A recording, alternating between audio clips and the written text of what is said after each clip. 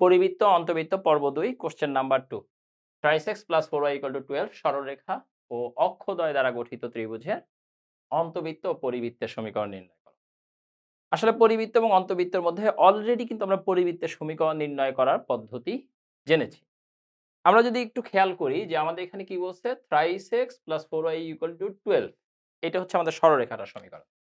তাহলে আমরা দেখো ট্রাইসেক্স প্লাস 4y = 12 এখান থেকে লিখতে পারি three x divided by 12 plus 4y divided by 12 equal to কি 1। উভয় পক্ষকে আমরা 12 দ্বারা ডিভাইড করছি। এখন তাহলে আমাদের কি থাকে, ট্রাইসেক্স বাই 12 মানে কি x by 4 plus 4y by 12 মানে কি y বাই 3 ইকুয়াল টু কত? হ্যাঁ, 1। তাহলে এই সরলরেখাটা এমন একটা সরলরেখা যে x অক্ষের ধনাত্মক দিক থেকে 4 একক অংশ, y অক্ষের ধনাত্মক দিক থেকে 3 একক অংশ কেটে নেয়। তাহলে আমরা যদি এই সরলরেখাটার ছবি আঁকার চেষ্টা করি, সরলরেখাটা কিরকম হবে? তাহলে তোমরা চিত্রে সরলরেখাটা দেখতে পাচ্ছ। এই সরলরেখাটার দ্বারা গঠিত ত্রিভুজের, তাহলে ত্রিভুজ কোনটা? ত্রিভুজটা হচ্ছে এই যে দেখো এই তিনটা বিন্দু এ বি ও, মানে এ ও বি হচ্ছে আমাদের ত্রিভুজটা। ত্রিভুজের অন্তবৃত্ত এবং পরিবৃত্তের সমীকরণ নির্ণয় করতে বলছে। তো পরিবৃত্তটা তো আসলে একদমই সোজা, কারণ তোমরা জানো যে এই বিন্দুটা হচ্ছে 0,0 বিন্দু, এই বিন্দুটা হচ্ছে 4,0 বিন্দু এবং এই বিন্দুটা হচ্ছে 0,3 বিন্দু। তার মানে আমাদের এখানে বৃত্তটা হচ্ছে 3 বিন্দুগামী বৃত্তের সমীকরণ এবং বিন্দু 3টা কি 0 0 4 0 0 3। এবং আমরা যদি বৃত্তটা আঁকতাম তাহলে এই হতো আমাদের বৃত্তটা।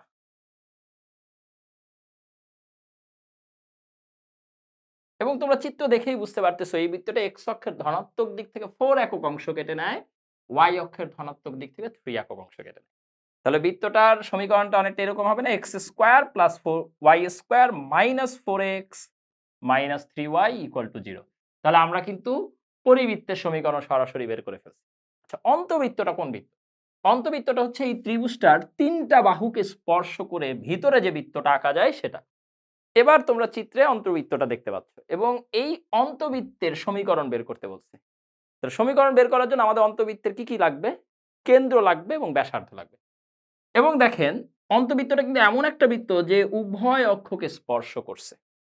তা আমরা একটু তার কেন্দ্র এবং ব্যাসার্ধ বের করার চেষ্টা করি।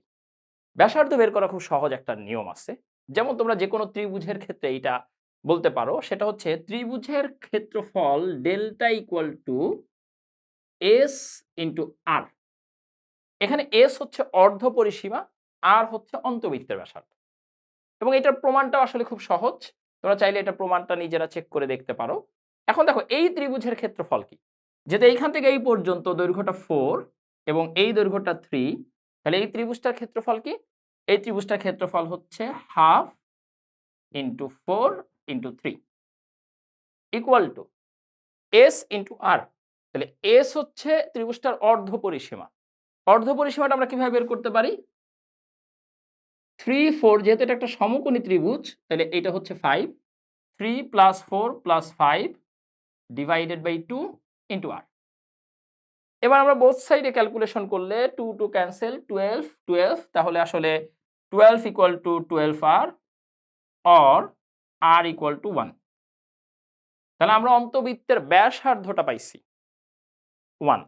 এবং এখান থেকে আমরা তাহলে বলতে পারি যে যদি এটা কেন্দ্র হয় তাহলে এই দৈর্ঘ্যটা 1 এবং এই দৈর্ঘ্যটাও 1, দুইটা দৈর্ঘ্যই 1। তাহলে বৃত্তের কেন্দ্রের স্থানাঙ্ক কত? কেন্দ্রের স্থানাঙ্কটা তুমি বলতে পারবা 1,1।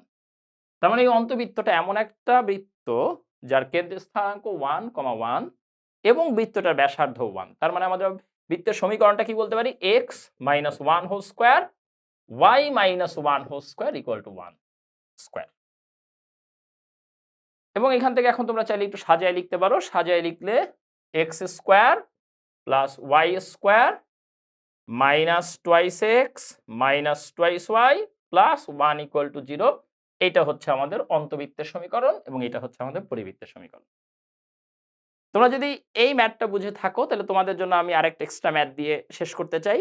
যদিও আমরা আগে এটার পরিবৃত্ত বের করছি, তাই পরিবৃত্ত বের করা লাগবে না।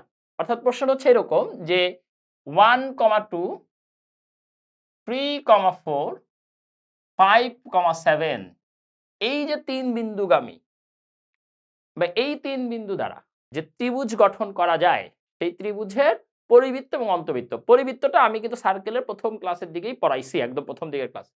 তোমাদের কাজ হচ্ছে অন্তবৃত্তটা একটু বের করবা।